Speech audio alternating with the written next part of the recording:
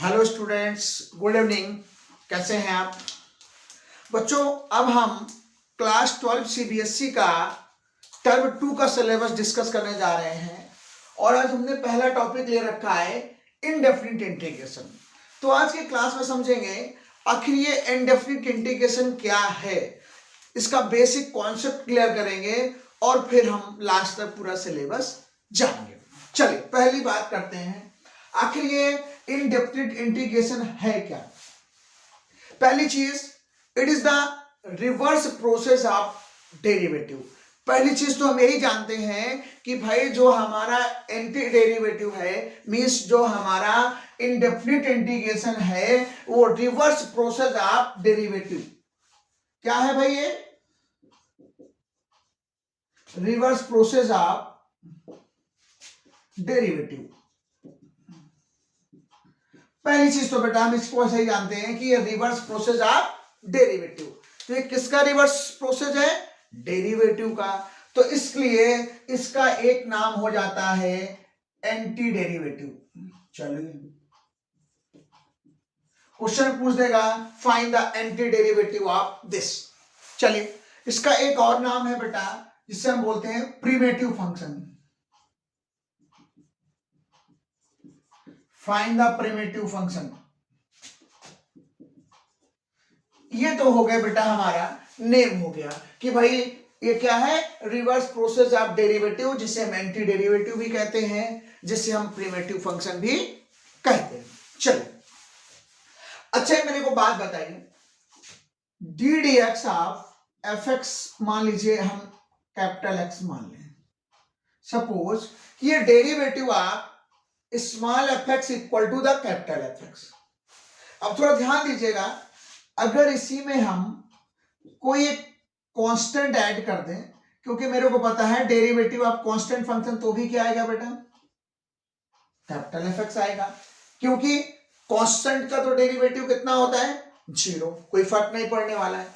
ध्यान दीजिएगा, इसका मतलब अगर हम इसका इंटीग्रेशन करेंगे, अब यहां ध्यान दीजिएगा एफ एक्स डी एक्स, तो क्या आने वाला है बेटा? F x plus c. अब यहां पे थोड़ा हम लोग डिस्कस करेंगे, बहुत ही इंपॉर्टेंट चीजें डिस्कस करेंगे कि आखिर ये सी क्या है, इसको सी क्या कहें। बेटा सी क्या है? कांस्टेंट है। यहां पे +2 भी हो सकता है, -2 भी हो सकता है, 5 भी हो सकता है, -5 भी हो सकता है। तो हम इसे C बिलोंग्स टू R भी तो कह सकते हैं। C हम कोई भी रियल नंबर ले सकते हैं। तो बेटा तो फिर भी हम इसे कांस्टेंट क्यों बोलते हैं? क्योंकि C तो कोई भी वैल्यू हो सकता है, +2, -2, +5, -5। तो हम इसको वेरिएबल क्यों नहीं बोलते? तो ध्यान दीजिएगा, इसे हम वेरिएबल नहीं लेते, इसे हम आर्बिट्री कांस्टेंट लेते हैं। C क्या होता है यहां पे? C इज एन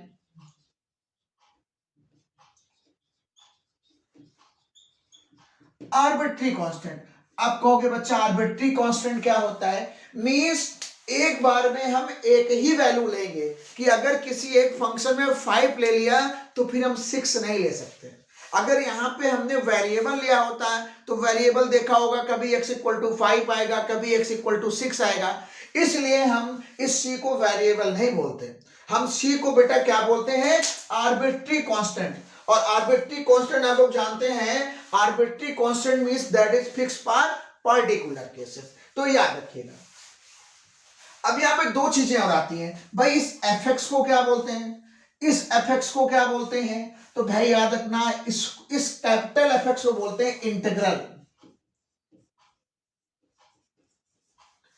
आप कहोगे सर इसको क्या बोलते हैं? इसको इंटीग्रेट बोलते हैं। तो फिर कहोगे सर ये क्या है? तो ये तो भैया सिंबल है, सिंबल ऑफ इंटीग्रेशन। अब बचा क्या बेटा? अब हम इस dx को क्या समझे, आखिर ये dx क्या होता है? अभी हम dx समझेंगे।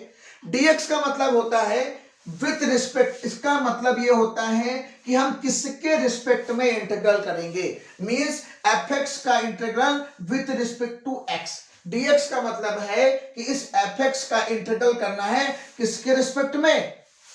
x के रिस्पेक्ट में। बाय द वे मान लीजिए ऐसा लिखा है fx dA, इसका मतलब ए ये वेरिएबल है, ए क्या है बेटा, वेरिएबल। अब हमें किसके रिस्पेक्ट में बेटा इसका इंटीग्रल करना है, ए के रिस्पेक्ट पे। तो dx का मतलब होता है कि हम किसके रिस्पेक्ट में इंटीग्रल करेंगे। अब एक बात और करते हैं बेटा, क्या इनडेफिनिट इंटीग्रेशन किसी ग्राफ को रिप्रेजेंट करता है क्या? अब इस बात पे डिस्कस करेंगे। किस बात पे? क्या इनडेफिनिट इंटीग्रेशन किसी ग्राफ को रिप्रेजेंट करता है कि नहीं करता है? चलिए देखते हैं।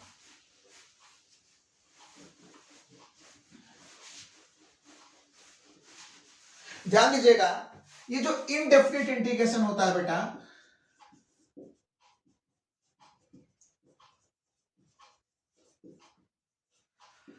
इस इंटीग्रेशन को इनडेफिनिट क्यों बोलते हैं ये तो समझ में आ गया होगा, क्योंकि वैल्यू आपसे फिक्स नहीं होता, इनडेफिनिट होता है। अब बात करते हैं बेटा कि इनडेफिनिट इंटीग्रेशन जो होता है वो फैमिली ऑफ कर्व को रिप्रेजेंट करता है, फैमिली ऑफ कर्व को रिप्रेजेंट करता है। किसको रिप्रेजेंट करता है? फैमिली ऑफ कर्व का। आप कहोगे बेटा कैसे? तो चलो देखते हैं। मान लीजिए एक सिंपल सा हमें x dx करना है, इंटीग्रेशन ऑफ x dx, इसका मुझे ग्राफ बनाना है। तो इसका मतलब बेटा आप कहोगे सर इसका x square by 2 plus c. अब इसका ग्राफ बनाना है, मतलब हम इसका ग्राफ बना दें। तो बच्चा हम लोग एक्स स्क्वायर का ग्राफ तो जानते हैं बेटा, हम सब सारे लोग एक्स स्क्वायर का ग्राफ जानते हैं कि नहीं जानते हैं? बिल्कुल जानते हैं, पैराबोलिक होगा और उसमें 2 से डिवाइड है। तो इसका मतलब अगर एक्स स्क्वायर का ग्राफ ये है, तो जब एक्स स्क्वायर का ग्राफ करेंगे तो बेटा और थोड़ा सा फैल जाएगा। तो मान लेते हैं बेटा ये ग्राफ है एक्स स्क्वायर बाई 2। आप कहोगे सर क्या सी? हम मान लेते हैं सी की जगह 0 है। अरे भाई एक्स स्क्वायर बाई 2 प्लस सी, हमने सी को 0 मान लिया, तो ये एक्स स्क्वायर बाई 2 का ग्राफ हो गया। अब बेटा अगर सी की वैल्यू बेटा +1 आ जाए तो बेटा +1 ऊपर हो जाएगा। अगर मान लेते हैं बेटा तो ये ग्राफ किसका हो जाएगा? तो ये ग्राफ हो जाएगा एक्स स्क्वायर बाई 2 प्लस 1 का। मान लीजिए इसका एक 2 पे हो जाए तो ये किसका ग्राफ हो जाएगा? एक्स स्क्वायर बाई 2 प्लस 2 का। मान लो नीचे आ जाते हैं बेटा, मान लेते ये ग्राफ किसका हो गया? X square by 2 minus 3। गौर से देखिए, जैसे ही हम सी की वैल्यू चेंज करते जाएंगे तो ग्राफ हो जाएगा, ये इधर भी इनफिनाइट जाएगा और इधर भी इनफिनाइट जाएगा। तो ध्यान से देखिए बेटा, ये फैमिली ऑफ कर्व को रिप्रेजेंट कर रहा है कि नहीं कर रहा है? इसका मतलब जो इनडेफिनिट इंटीग्रेशन का होता है वो फैमिली ऑफ कर्व को रिप्रेजेंट करता है। ध्यान दीजिए, किसको रिप्रेजेंट करता है? फैमिली ऑफ कर्व का। अब ध्यान दीजिए, यहां पे एक बात और डिस्कस करते हैं। सपोज बेटा हम यहाँ पे x इक्वल टू ए कोई लाइन ले लें, तो ये क्या है बेटा? x इक्वल टू ए कोई पॉइंट है, इस कर्व को यहां कट करता है, इस कर्व को यहां पे कट करता है, इस कर्व को यहां पे कट करता है। अगर इस पॉइंट पे हम टेंजेंट ड्रा करें बेटा, ध्यान दीजिएगा, ध्यान से देखिए बेटा, अगर इस कर्व पे हम टेंजेंट ड्रा करें तो ध्यान दीजिएगा, तो इस पॉइंट पे डिफरेंट कर्व के टेंजेंट का स्लोप कैसा होगा? इक्वल होगा बेटा, याद रखना, ये बहुत इंपॉर्टेंट है। x इक्वल टू ए ले लिया, जो हर कर्व को जिस पॉइंट पे कट करेगा वहां से अगर हम टेंजेंट ड्रा करेंगे तो उस टेंजेंट की स्लोप कैसी होगी बेटा? इक्वल होगी। ये भी इसका एक पॉइंट है। आई होप बेटा ये समझ में आया होगा कि नहीं आया होगा। चलिए इसकी नेक्स्ट बात बताते हैं बेटा कि dx का रोल क्या होता है बेटा, ध्यान दीजिएगा। dx का रोल होता है कि हम किसके रिस्पेक्ट में इंटीग्रेशन कर रहे हैं। तो अब एक क्वेश्चन ये उठता है कि आखिर ये dx क्या हो सकता है बेटा?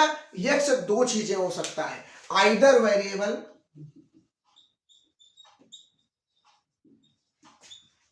और फंक्शन। याद रखिएगा बेटा, इंटीग्रेशन किसके रिस्पेक्ट में हो सकता है? या तो वेरिएबल के रिस्पेक्ट में या तो फंक्शन के रिस्पेक्ट में भी इंटीग्रेशन हो सकता है। कैसे? सपोज अगर एक क्वेश्चन आ गया एक्स स्क्वायर dx, तो सबको मालूम है बेटा, I hope, x cube by 3 plus c. ये किसके रिस्पेक्ट में हुआ है? वेरिएबल का। अगर मैं कह दूं find anti derivative of X square plus two with respect to X square plus one. अब जरा ध्यान दीजिएगा बच्चों, यहां पे हमें किसका एंटी डेरिवेटिव निकालना है? एक्स स्क्वायर प्लस टू का। किसके रिस्पेक्ट में निकालना है? एक्स स्क्वायर प्लस वन के रिस्पेक्ट में। तो एंटी डेरिवेटिव मतलब दिस, ये क्या हो जाएगा बेटा? X square plus to D आप एक्स स्क्वायर प्लस वन। अब देखो बेटा, जब इसको आगे बढ़ेंगे तो इसके दो मेथड हैं सॉल्व करने के। अभी हम बिल्कुल बेसिक्स मेथड बता दे रहे हैं कि हम कैसे करें। तो थोड़ी देर के लिए बेटा हम एज्यूम कर लेते हैं कि नहीं, कि भैया ये एक्स स्क्वायर प्लस वन नहीं है बेटा, ये टी है। क्या है बेटा? टी। तो एक्स स्क्वायर प्लस टू को भी बेट कर लो बेटा, तो हम इसको बेटा टी प्लस वन कर सकते हैं, नहीं कर सकते? D t. अरे भाई एक्स स्क्वायर प्लस वन, तो इसको बेटा t d t plus one d t, मतलब तो इसका क्या हो जाएगा? T square by two plus t plus c. अब टी की वैल्यू रख दीजिए, एक्स स्क्वायर प्लस वन का whole square by two plus x square plus one plus c. अब यहां पे एक चीज और समझने का मतलब है, अगर आप लोगों ने थोड़ा सा फिजिक्स में पढ़ा होगा कि बेटा इस तरह का सिंबल होता है, एक्चुअल में इसका मतलब होता है समेशन। और इस समेशन का सबसे पहले बेटा जी डब्ल्यू लैमनीज ने किया था। इसका मतलब होता था बेटा समेशन। इसका मतलब क्या होता था? समेशन। जैसे आपने बेटा डेरिवेटिव में पढ़ा होगा फर्स्ट प्रिंसिपल ऑफ डेरिवेटिव, ऐसे ही बेटा इंटीग्रेशन में भी होता है फर्स्ट प्रिंसिपल। तो इसको हम सम ऑफ लिमिट्स भी बोल सकते हैं बेटा। यहां देखिएगा, इसका मतलब क्या होता है बेटा? इसका मतलब सम ऑफ लिमिट्स होता है। जैसे आपने फिजिक्स में लेते थे एक बेटा कर्व डीएक्स, तो एक्चुअली देखिए बेटा यहां पे जो कॉन्सेप्ट था, ध्यान दीजिएगा यहां पे प्लीज थोड़ा सा। ये डीएक्स का क्या हो गया? मतलब एक छोटा सा पार्ट लिया और उसको समेशन किया तो कितना हो गया? एक्स। तो अच्छा बताइए बेटा, डी वाई करेंगे तो क्या आएगा? वाई। अच्छा डी लॉग एक्स करेंगे तो कितना हो जाएगा? Log x. बेटा इतना याद रखिएगा। ये है बेटा कुछ बेसिक्स बातें इनडेफिनिट इंटीग्रेशन से, और कुछ फॉर्मूले हम भी डिस्कस कर लेते हैं जिसका हम नेक्स्ट क्लास में यूज करेंगे और आगे बढ़ते जाएंगे। हम आपको क्लास 12 का पूरा syllabus free of cost provide कराएंगे up to the JEE level. बस कंटिन्यूअसली वीडियोस को देखते रहिए। चलिए अब इसके कुछ फार्मूलास पढ़ लेते हैं जिनका बहुत ही इंपॉर्टेंट रोल है।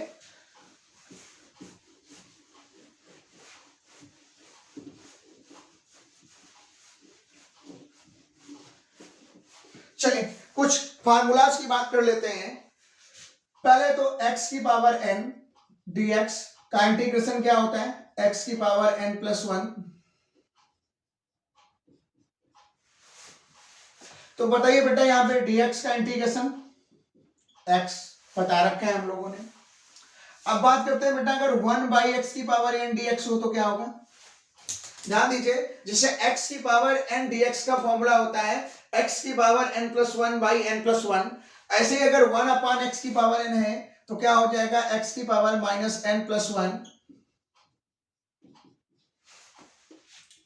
D D X of root X, तो क्या हो जाएगा? 2 by three X root X 1 by root X D x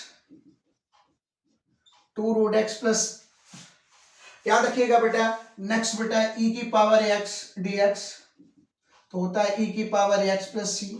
next होता है बेटा a की power x dx, means a की पावर x अपॉन ln या log e a प्लस सी। याद रखिए बेटा, ये जो log e a होता है इसे ln a भी बोलते हैं, कंफ्यूज मत होइएगा। तो ये कुछ integration of sine x dx क्या होता है? Minus cos x. Cos x dx क्या होता है? Sec square x. Sec square x dx होता है बेटा tan x. Cosec square x dx minus cot x plus c. Sec x tan x dx होता है sec x cosec x cot x dx होता है माइनस का cosec x plus c. ये छोटे छोटे बेसिक्स फार्मूला है, इनको कर लीजिएगा। कल से हम बिल्कुल बेसिक से क्वेश्चन करेंगे, और खासकर बेटा क्लास 12 के बच्चे जो टर्म 2 पे गए हैं उनके लिए पूरा का पूरा सिलेबस आरडी शर्मा बुक से फ्री ऑफ कॉस्ट मिलेगा बेटा। Thank you class.